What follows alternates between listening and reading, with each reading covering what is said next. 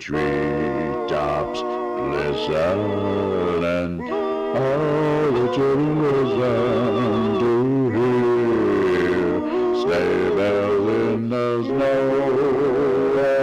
Well, I'm dreaming of a white Christmas.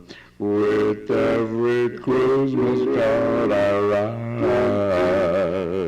may your days be merry and bright, and may all your Christmases be white. Thanks, big brother. Well, I'm dreaming of a white Christmas, just like the ones I used to know, where the treetops listen and all the children listen to hear sleigh bells in the snow. Take it, little brother. Well, I'm dreaming of a white Christmas, with every Christmas card I write. May your days be merry and bright, and may all your Christmases be white. Jingle bell, jingle bell, jingle all the way.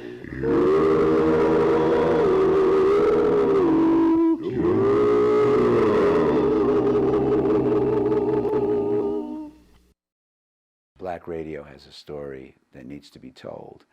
And as I did my research, older announcers that were no longer on the air were coming to me with their scrapbooks, which helped me understand that there were earlier stations other than the ones that were currently at in Birmingham at the time, namely WEDR and WBCO and Win Radio in its early stages, and Bull Radio, WBUL.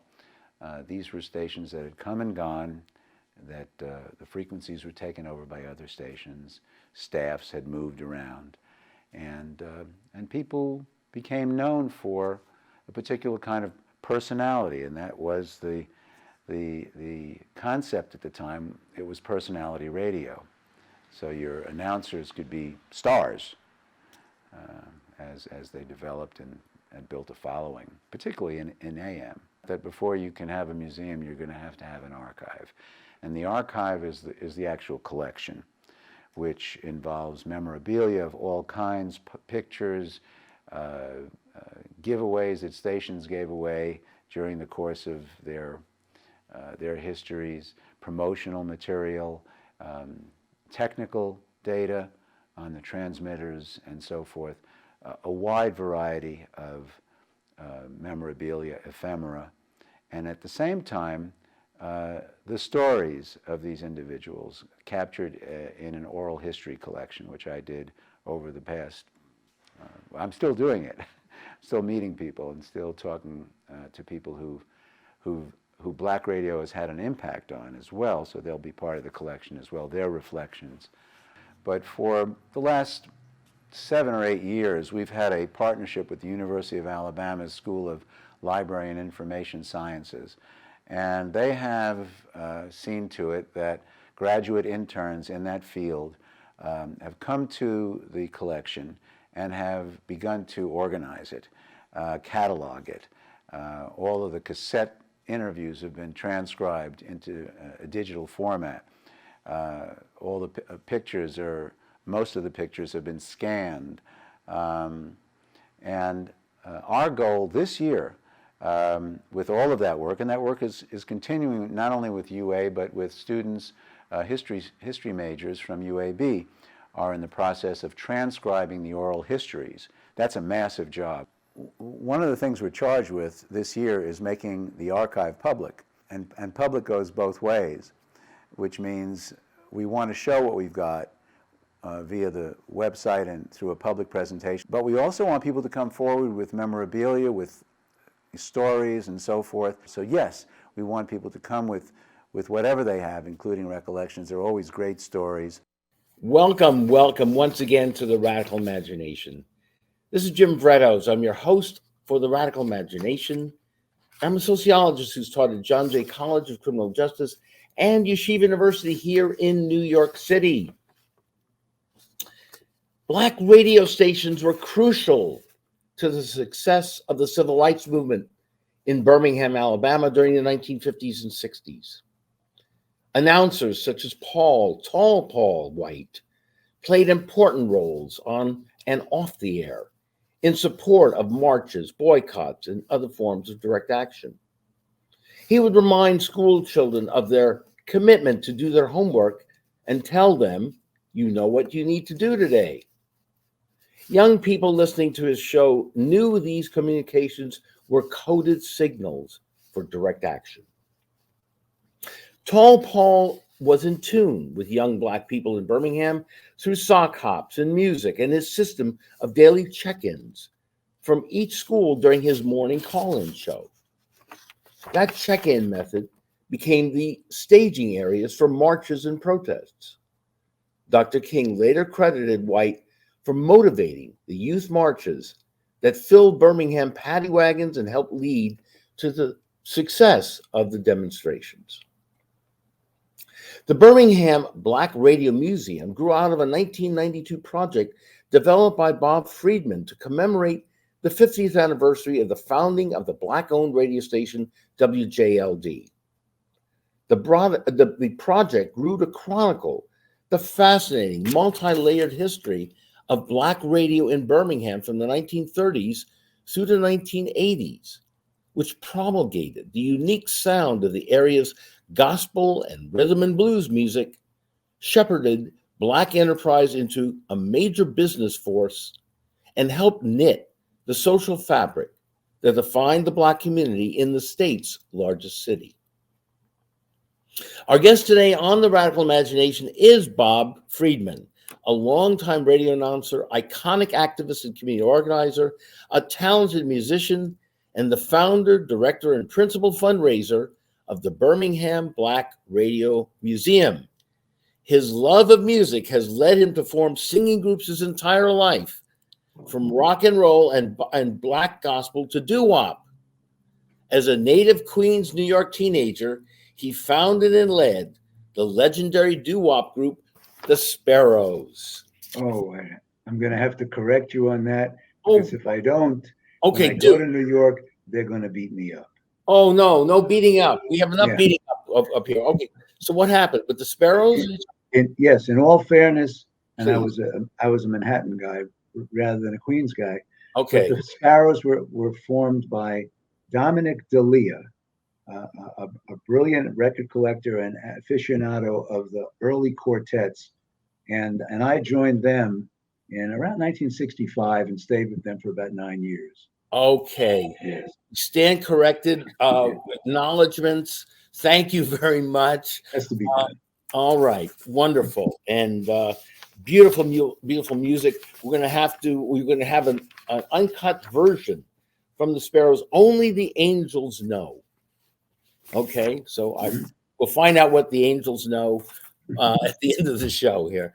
But Bob, it is so great to see you here, meet you for the first time. See you too, Jim. What a fabulous enterprise project you've been involved in. We want to talk about that museum. We want to lead up to that a little bit. How did you end up in Birmingham and as an organizer and radio announcer? And how did this all happen here? I began grassroots organizing in the Bronx, I'd say in the early 70s, and then moved to Chicago and Gary, Indiana around 1974. And it became plain, really as a neophyte organizer, that the grassroots, particularly in Gary, were just desperate. The welfare system was very, very brutal, and it was run by somebody who was pretty brutal. And I moved to Gary in 1974. I stayed there until 1978, and we built a welfare mothers union called the Lake County Coalition for Survival. And we did advocacy work. We taught them, those who were on the program, how to defend their rights and know their rights and so forth, and participated in other marches in the city of Gary, having to do with the school system and so forth. And we built a movement there. And from there, I ended up moving to Chicago. And I worked with the Illinois Welfare Rights Coalition, which had a long history in Chicago. Chicago is the toughest city I've ever lived in. At least it was back then. It was pretty brutal. Daley had, passed away not that long ago. There was a big fight over from the machine as to who was going to accede Mayor Daley. And the Harold Washington campaign emerged. Yeah. And I got involved with that, as did the Illinois Welfare Rights Coalition. In fact, the entire welfare rights movement of Chicago was kind of a baseline of organizing in different parts of the city of Chicago. Tell us, Yeah. Washington. He's a very pivotal figure, isn't he? Yes, absolutely. Also, and also the mayor of Gary too, Richard Hatcher. Hatcher too. Yes. Right. And Hatcher was he was a liberal guy. He just needed to be pushed here and there. And really, a lot of what we did was in Gary was really beyond his reach. More so, the very, very local poor people's support structure, which at that point was a level below the welfare system. I forgot the actual name, but it was the county something or other, which actually was a reflection of or reached back to the Elizabethan poor laws of England. So it was all by script and not by money that you got something for food or something for housing. And it was a terrible way to control mostly males, poor males that were out of work. And so eventually moving to Chicago and being in the midst of grassroots organizing on the north side of Chicago, in the uptown area, Harold's campaign, and I say that because everybody called him Harold, was emerging everywhere. Here was a guy who had the highest return rate of any congressman in the United States year after year. His vocabulary was a $1 million vocabulary. It's the first time I heard the word Rubicon, and was out of his mouth. And he was joyous. And so I delivered my precinct for him up north, and I got a chance to interview him. And that interview I'm working on. It was the 1983 interview before the election of '83, and I intend to put that in the BBRM as well. Interesting. So, and of course, when he got elected, there was a huge fight because he didn't control the city council, and they didn't have enough veto power to control him. So over the 1980 census, we had a special election, and we threw the balance in the city council to his favor. And so in 1986, after that special election, all of a sudden there was lighting on the south side, curbs on the south side, parks on the south side. And when I say that, I mean the African American community, which had been destitute before that. And then he easily won in '87 and passed in '87 to the shock and dismay and sadness of thousands of us. Yeah. And so yeah, from there, the idea to formulate a national independent campaign on the presidency to not so much win the presidency, but to exhibit all the unfairness that has to do with getting on the ballot getting into the debates, the real issues of democracy, about whether or not we could actually contend in this country. And so we and I say friends of mine in different parts of the country, principally New York, chose to run Dr. Lenora Fulani, who was a developmental psychologist who had been active in the city, in New York City, for the previous 10 years or so, and very articulate, for president as an independent African-American woman. And we put her on the ballot in all 50 states and the District of Columbia, and we accomplished federal primary matching funds for her. These were all firsts for an African-American, for a woman, and for a Black woman to receive federal primary matching funds. Very, very difficult task. And I came south on that campaign to work in 7 southern states and 3 Midwestern states, actually, too, to raise that money and to do the ballot access work with others. For her campaign. For her campaigns, both in 88 and then again in 92. And I stayed because I was sick of the northern winters, to be blunt with you. Right. I kind of liked it down here. Okay. Yeah. And you've been down there ever since. 35 years. Okay. And then Yeah. how did you get involved with radio work down there? After the campaign, I was convinced in 88, I was convinced that I could do a radio show on vocal group harmony, on what they call doo-wop groups, which we never did when we were singing it, by the way. But that came as a euphemism much later. That I could do that on the radio, that I had the experiences of singing with groups since 1959 in New York and again in Chicago. I had met all kinds of singers in other groups when we were doing shows together. I had a record collection that was pretty extensive, and just knew the music and thought I could do that down here. And so I tried to peddle that, even changed my name to Babalu. God. Oh, no. Is your name? It sounds terrible. But before, I'm curious, what was your early musical training up in New York? Well, from the age of 7 till 12, Okay. I was studying classical piano. My mother wanted that music in the house. And So did in fact, my older brother apparently had gotten music lessons. I'm trying to weed that out of him, but he had the sheet music from the early 50s, Eddie Fisher and Doris Day and all this, Tony Bennett. Yeah. And I would sing, turn back the hands of time. I was 9 years old. Okay. Turned into a bass, but so that was music. And then You gave up Bach and Brahms and Beethoven for Tony Bennett. Rachmaninoff in particular. Not give up. I mean, you moved in that direction. Yeah. Brought that love of that music and expanded it in the South, right? I had.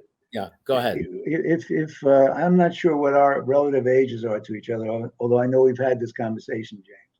But in the 50s, in New York City, you could pick up on television 5 distinct bandstands. Alan Freed, of course, American Bandstand, which had just started, Ted Steele, a couple of others that I can't grasp, but the most important one was Jocko Henderson, Jocko's Rocket Ship Show. Jocko had a black bandstand out of Newark that came on Channel 13 in New York for about a year and a half, and young black folks were dancing, and young black singers were performing. I don't know what happened to the footage, but Jocko was really king amongst those of us that loved that real old sound, but not the stuff that was popular. He played music that, on these small independent labels. And that got us as record collectors, at least me, really interested in the small labels, in the groups that maybe had 1 or 2 or 3 records that were extraordinary, but just didn't have the backing, didn't have the payola, didn't have the radio access. and so forth. So all of that. What the Yeah. classical music did is it helped me with the early groups to design arrangements because I knew in my head from the keyboard where everybody was supposed to be as we made changes. And I think I gave some of that to the Sparrows, who were a wonderful quartet. Interesting. I was at that time I was in exile in Denver.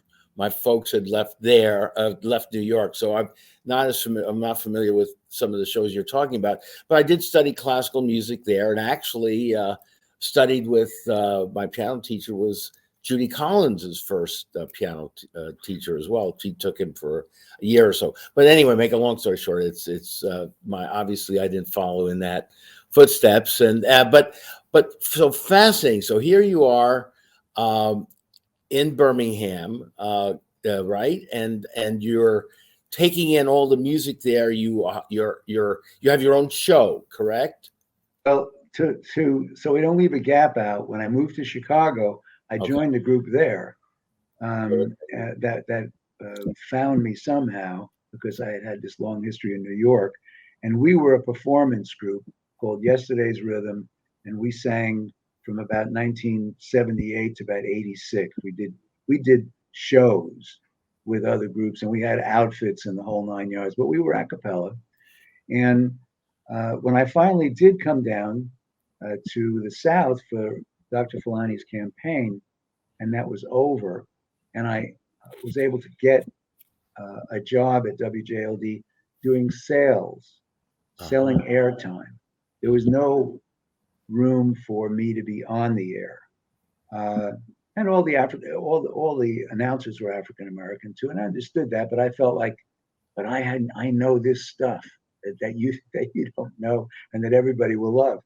Well, finally, Gary Richardson, 14 years younger than me at the time, and still is, and we're still friends, gave me a slot from 10:30 to midnight on Sunday, which, would raise the dead perhaps, but I didn't know how many followers I would get. And I soon learned that the music of New York and even Chicago, but mostly New York, was not the music of the South. The music of the South was not doo-wop groups. They had a couple, but not hundreds. The music was blues and gospel quartet, very rich histories in that. And as a matter of fact, the early days of jazz. By that I mean players that grew up in the Deep South and in Alabama, but then migrated north to join some of the big bands. Okay. And so I had to adjust my show for that. And I did about 38 shows like that until I realized we needed talk in Birmingham. The community needed to be able to talk to each other. There was only really one guy on the air, Roy. In fact, you may know who Roy Wood Jr. is, who's on The Daily Show. Yeah. He's on The Daily Show in the evenings. His father was an extraordinary broadcaster we became very friends actually over the Fulani campaign. He was crazy about that. He was very well educated. He had a master's degree in journalism from Columbia University, and his roots went back to the 40s in broadcast. And he was engaging the community. Let me ask you this talk show. I'm sorry. Let me ask you this: were any of the white musicians help me out understand some of the country music of that white performers might have? Was any of that brought into this? Was it exclusively black gospel and rhythm and blues? And it was entirely black music. Entirely, okay. Yeah. All segregated. It was. But you had Dinah Washington, Nat King Cole, Hank Ballard. You had all kinds of people who came out of Alabama. So there was no shortage of people to look for as icons of their music genre. Right.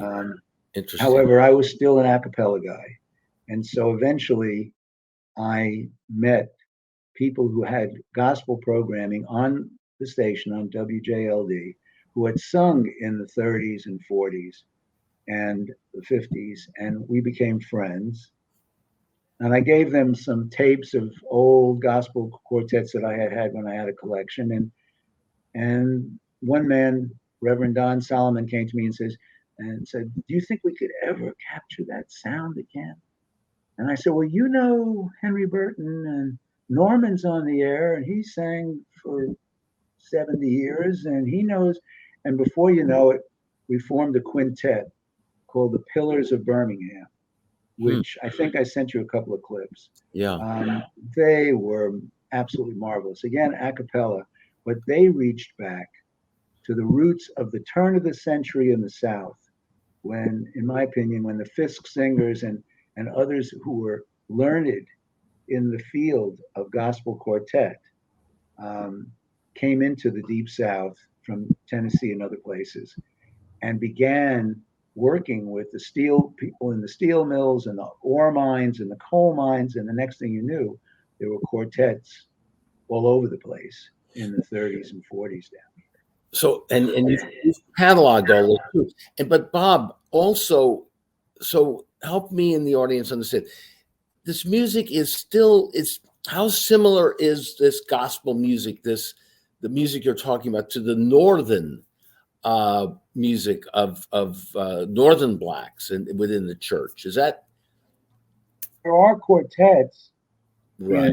in the north and everywhere, and of course there's a lot of choirs. I'm going to hold something up to the screen. Okay, Is that okay? absolutely. This is a book that, if you really want to learn the history, you get it right. To do this, you must know how is the name of the book. Music Pedagogy in the Black Gospel Quartet Tradition. It's by Lynn Abbott and Doug Saroff. And Doug and I are very good friends.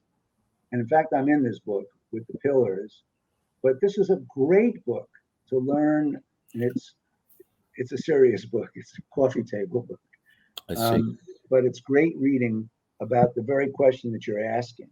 Okay. But so much of it emerged right out of the South. And maybe they had more reason to. Yes. As segregated as it was.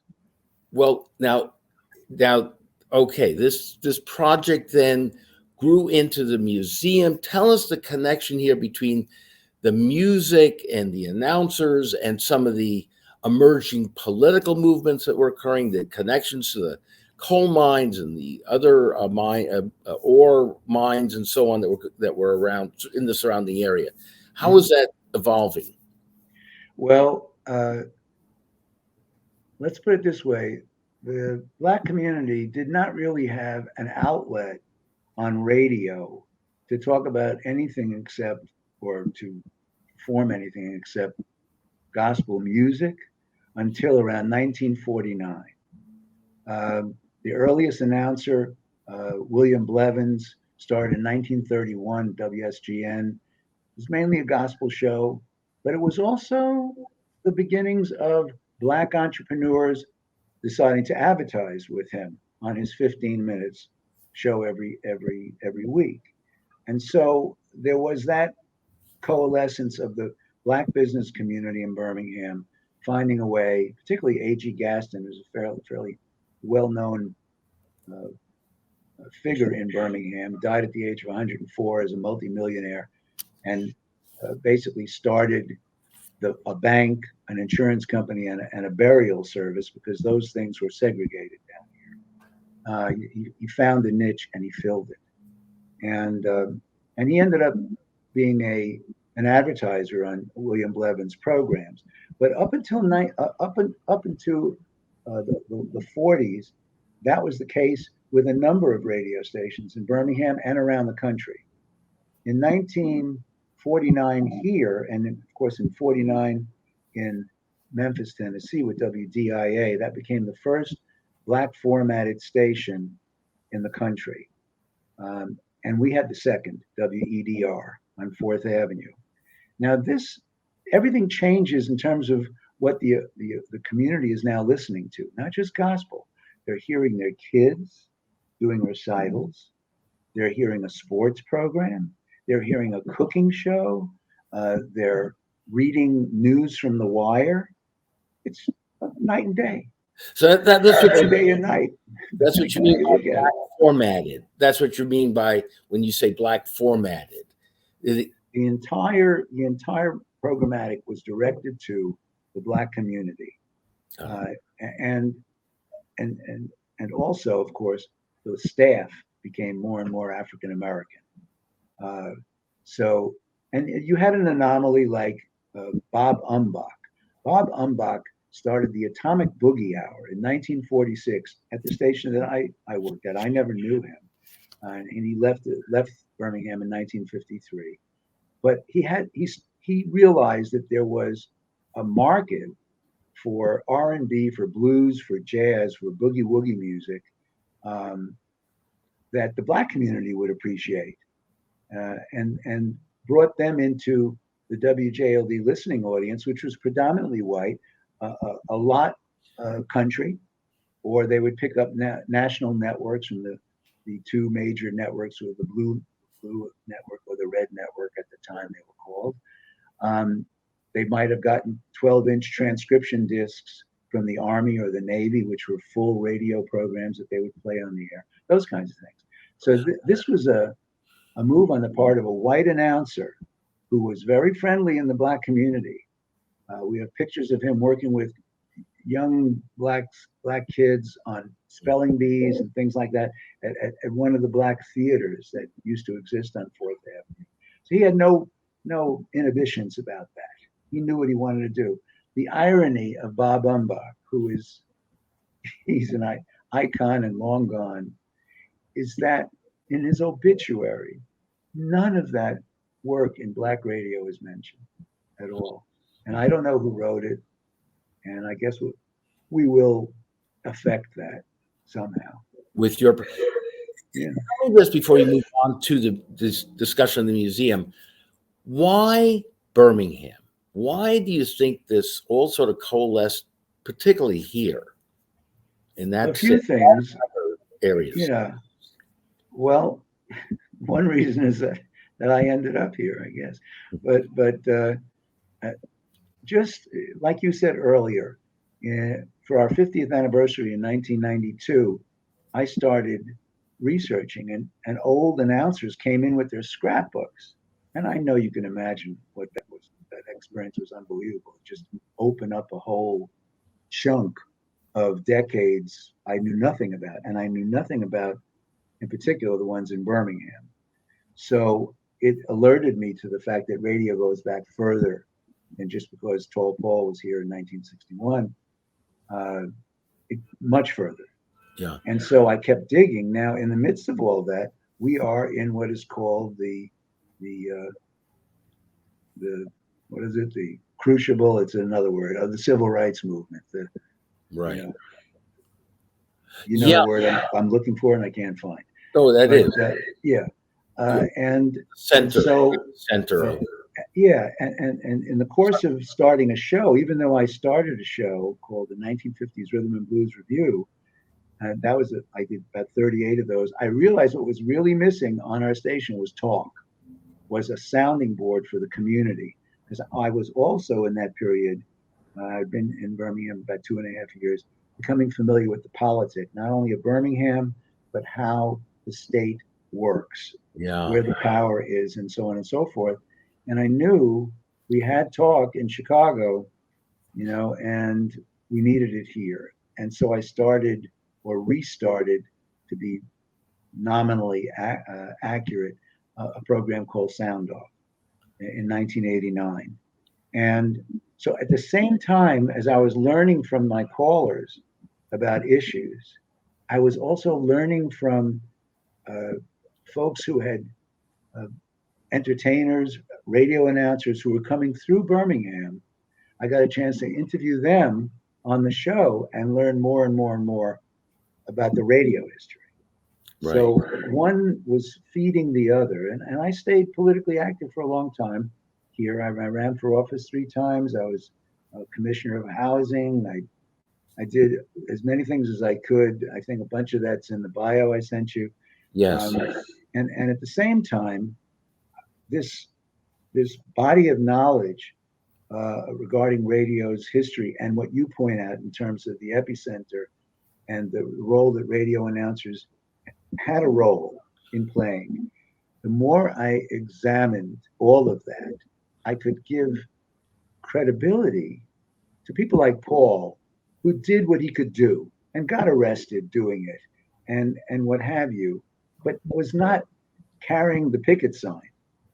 You know, as Erskine Foch pointed out, if you went too far, they might blow up your station or they might arrest you during 1963. But what was most fascinating to me was the military structure of the civil rights movement.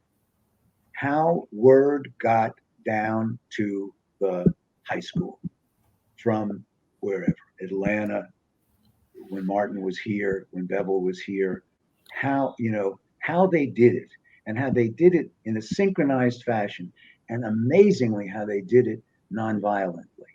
Amazing. Yeah. And that so all of that I try to capture as well. And I claim it as part of the Birmingham Black Radio Museum, not just because of Paul's work or other announcers' work, but which are in the museum.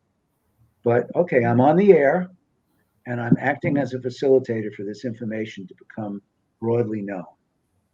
So I'm also giving credibility to the tool of radio, and in particular Black radio, which when I arrived here, there were 5 Black formatted stations.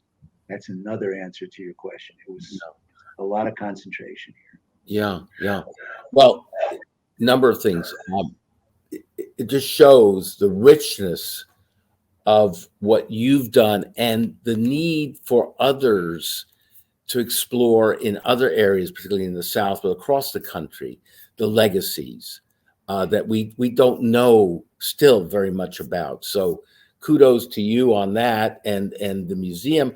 And again, let's get into King and James Bevel, the organizing there, and the pushback by the police and state troopers and the physical threats to the station, right? There was and to the announcers and to the people as the escalation of the talk developed here, and as more, as you're saying, you opening up the debate gradually and so on. So there was pushback, correct? Oh, without a doubt. And not only here, and I'm about to show you another book, okay? Go ahead. I'm plugging. He's a colleague of mine, Brian Ward. He's in England. And he wrote this book, Radio and the Struggle for Civil Rights in the South, in 2004. And we got to know each other then. And it's a great book. He's a fabulous writer and very interesting. Right. And so he covers some of the very things that you're asking about, because there were people in other stations around the country who did fundraising, who supported SNCC and their voter registration drives, who did all kinds of things. Down here, as you point out, it was very physical and brutal and murderous, to put it bluntly. Yeah. Obviously, everybody in the world knows what happened at the 16th Street Baptist Church, but not because the Birmingham News or the Birmingham Post Herald covered it, but because the rest of the world did, because they had people down here. Right. And it raises the whole issue of all these small movements in the South where you didn't have the internet or cell phones, and yet, who knows about the SNCC chapter at Tuskegee? Who knows about Dickie Dew and what he did on WRMA in Montgomery? Bob Carl Bailey and WZZA, an amazing story. Let me tell you a short story, okay? Sure. Bob Carl Bailey, his daughter runs the station, Tori Bailey. He bought the station in the early 70s. Tuscumbia is a very small town just west of Huntsville. He had been a police captain in a small neighborhood, a neighborhood town near Huntsville. He decided he wanted to start a radio station. He started a radio station, WZZA, and watermelons and bullet holes went through the window. And fortunately, Bob Carl Bailey had been a police officer. So he wasn't going to debate what this was about. He assumed it was the Ku Klux Klan. And so what did he do? What most people would never do. He called them. What the hell are you doing with my radio station? You know, I'm not doing anything to you. What are you doing with my station? Right. And he said, just a moment. He said, no. I want to know. Come on down here. Well, let's have a talk. Right. And they did. They did. And they told him, Mr. Bailey, honestly, we didn't do it. We didn't do it, but we'll find out who did it, and it won't happen again. And that's just what happened. Interesting. That's amazing. Amazing. Yeah. In few minutes we still have a few minutes. Let's spend a little bit of time on Tall Paul, and also your take on James Bevel, because I knew Bevel also many years ago. I'd love to hear your comments about both of these people. Well, I mean, as you know, James was relegated with the job of organizing the young people to move at particular times, under particular circumstances, with particular signals, out of their high schools and to go down to Kelly Ingram Park and to the 16th Street Baptist Church for people who live in Birmingham and are newcomers here. There was no 2059 running through downtown. It was just you ran. The police chased you from the south side to the north side, and there was nothing in the way except, farmland. Paul was an extraordinary announcer at WEUP in Huntsville first, and he was a sportscaster and a newscaster. He prided himself on that, and he was recruited to come to Birmingham because of his prowess in broadcasting Alabama A&M games. They wanted him to broadcast Miles College games, and it didn't take long for Paul, who was 6'5", who was a boxer who had spent over 2 years in Germany with the Army. He was worldly. His mother had taken him around the South when he was 4 and 5 years old. He was a child evangelist. Yeah. He had an extraordinary first 24 years or 25 years before he ever got to Birmingham. So he was fearless, and he hid children who were running. He got them inside the radio station and under his desk when the police were chasing them during the days when one of my best friends down here, Gwen Sanders Gamble, was a recruiter at 14 in Ullman High School, and led her children, 100 children, out of the school with her sisters. So Paul, they loved Paul, and they wanted him to go to St. Augustine for the next front, but he had work to do here. So Paul was, and you heard it yourself probably if you listen to a radio hero, and let's make sure that people know they should go up on the Birmingham Black Radio Museum website and get lost in the ephemera and oral history collection. I'm sure you'll enjoy it. Yes, we have clips of that too. Yes, and you're about to play his contribution, which I won't upstage you on. But Paul was, notified by somebody who saw the placing of the bombs at the 16th Street Baptist Church, and was afraid to come forward with it, and went to Paul's house because Paul was renowned in the community. And of course, complaining to the police was pretty useless. But Paul was able to identify certain cars that were in the community, what they looked like. And back in the 50s and early 60s, you remember these pastel colored blue and pink with white tail fin, Chevys and what have you. Those cars, they were easy to identify. Paul was interviewed by the FBI a month after the 16th Street Baptist Church bombing, and identified those cars. And so we say, as a neighborhood watchman, he did his duty to point those things out, which eventually put three of the major ones in prison for the rest of their lives, of the bombers. The other thing I wanted to tell you that's ironic is that Bull Connor was on the air he was a broadcaster, a sports broadcaster early on. He was a horrible human being, as anybody who does any research can easily attest to. And during the time that this city was changing over from commission form of government to a mayor council, he was a commissioner. And there was an initiative and referendum to decide that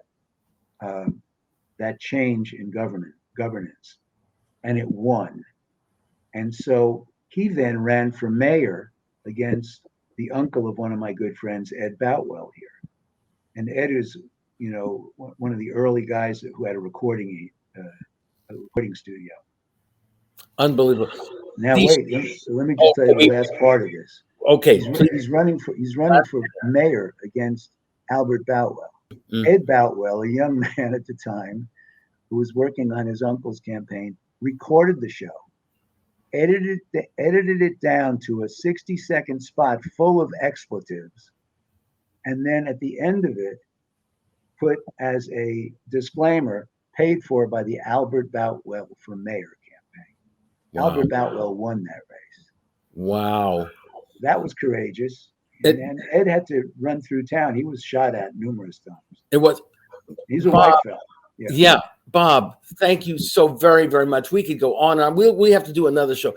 It is magnificent work that you're doing. It shows that individuals can make a difference. And you've brought in, to our understanding, so many people that we never would have heard about. So I commend you so much for what. Thank you, Jim. And thank you for the opportunity. Oh, please. And as the last few seconds here, we're over time. Please, how do people get in touch with you and the museum? Because we know want help. Go to the website, the BBRM. I couldn't get BBRM, okay? Sue me. THEBBRM.org, O-R-G. Okay. And that'll bring you to the museum. You can call me, a phone number. I'm not bashful. Do we do things like that or what? Yeah, go ahead. You want to give your phone number? Sure. I've been threatened by the best of them. Go ahead. 205-902-9487. 205-902-9487.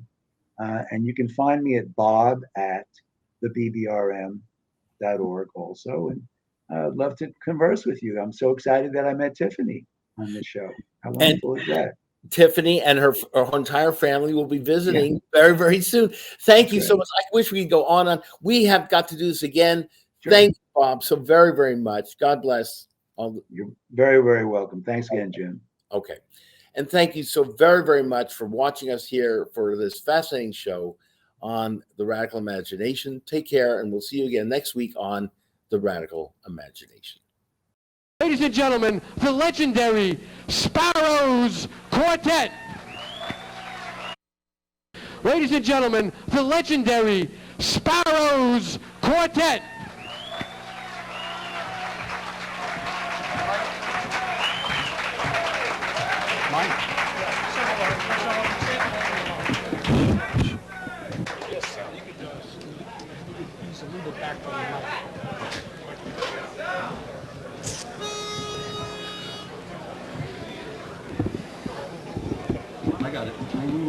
The next is a song called Only the Angels Know. It was recorded by a group called the Esquires on a label called Hypo from Tennessee about 1956.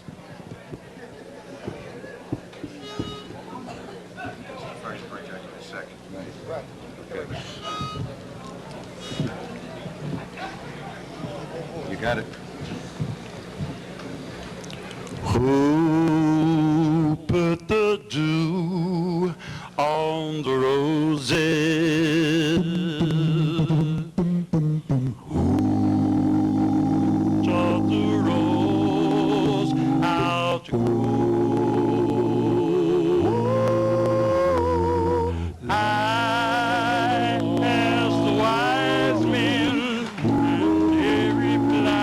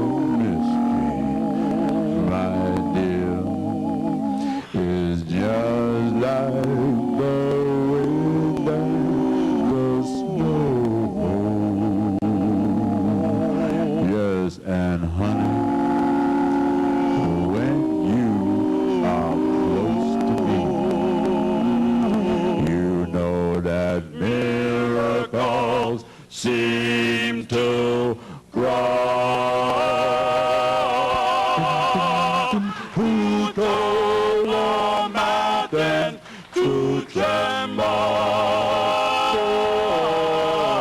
when there's an earthquake below. Who told my heart it could love you so? Only the angels know.